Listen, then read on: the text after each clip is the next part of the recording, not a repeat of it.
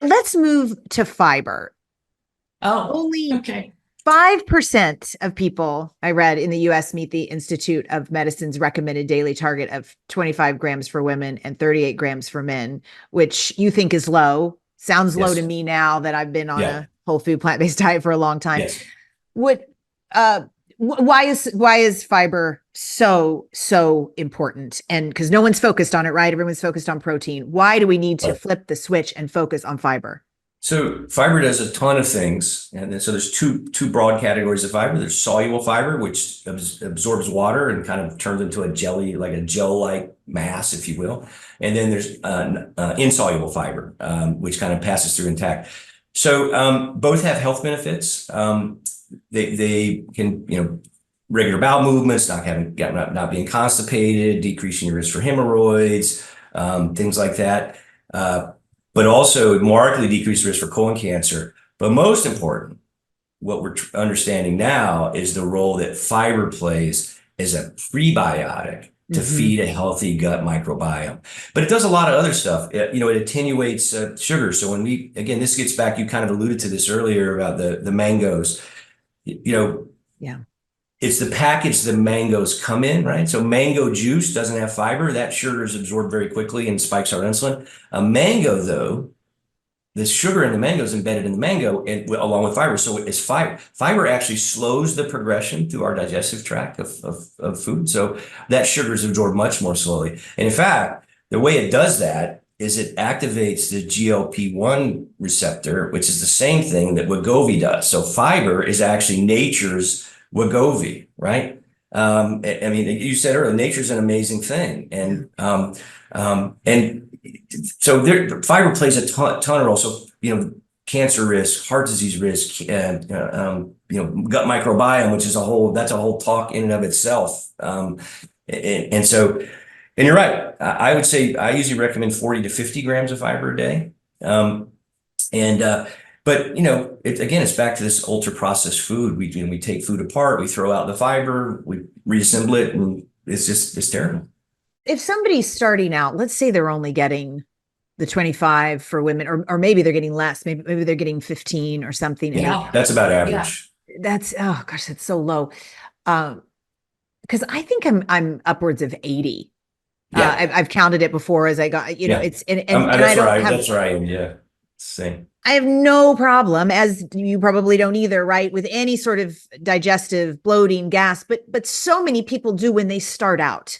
Right. My mom being one of them, right? I mean, and so I really had to take her through the the bean tutorial. It's like, don't start with kidney beans. And I said to her, start with the beans that when you smush them, they smush.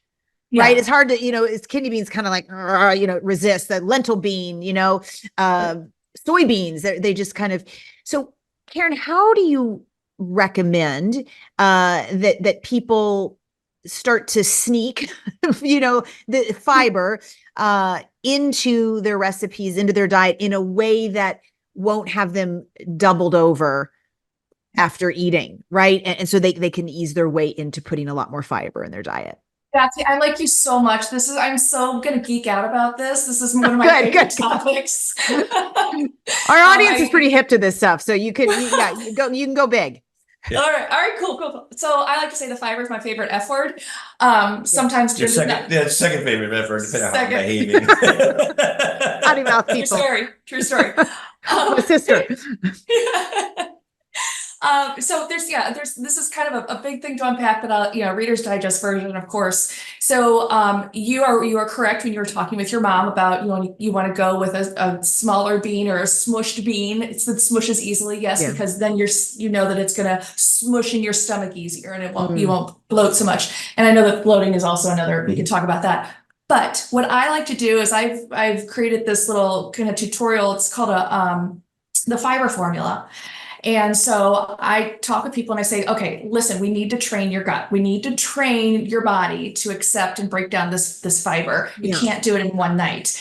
So what I like to, I say, okay, just get 10 grams of fiber every single day for 1 week, just 10 grams. And so, people come back and be like, oh my gosh, it's so easy. I say, yes, you're right. It is easy, but I'm putting you on the people mover first. We're not going up the mountain yet. Okay. I just want you to start this habit of counting your fiber. You don't need to count your steps. You don't need to count your calories, your fat, your carbs, your points, whatever. It doesn't matter. Just fiber. Okay. Wow. This is a month-long process. Your second week, I want you to get 20 grams of fiber every single day. And most-ish people are like, okay, that was doable. That was doable. Then third week, you know where I'm going with this, 30 grams, fourth week, 40 grams. And of course, then I have already tricked them and I say, let's just go another 2 weeks and see if we can get up to 60. That's another story. But what you're doing is as you know, is we're training, because I'm sure you guys know nothing about training, right?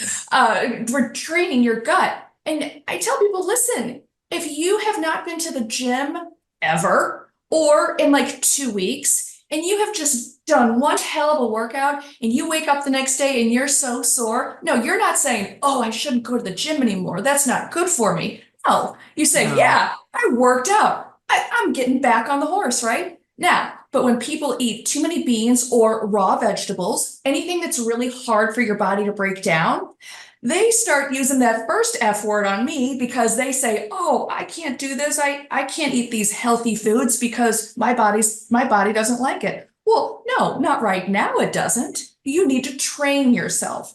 So when we start adding more fiber in, yes, we start using those smaller beans with a thin skin and that are very mushy, if you will. So the lentils, black beans, things like that.